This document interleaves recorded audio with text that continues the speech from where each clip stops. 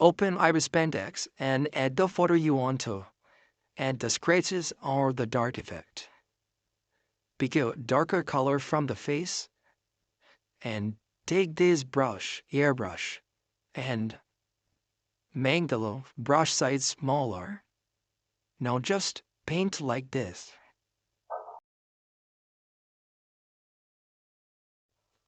Just like that, increase the brush size to add the wand effect.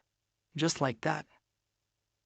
And like this, we will just increase the color to the red so that it can look like real. But after all, it's not gonna look so realistic if you don't take much time on that. But you can download some PNGs or some textures from the Google or any website so that you can make your picture more realistic.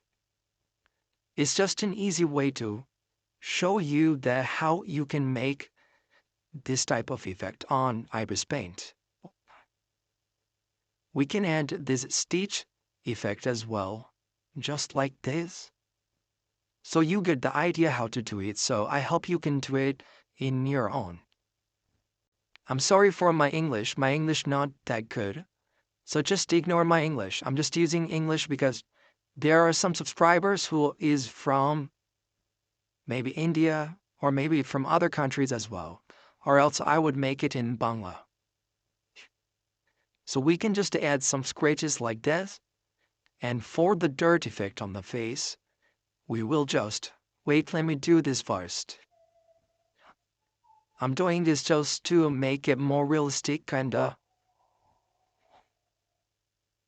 Okay, so now let's take the color, the darkened color of the face, and just paint here and there just like this.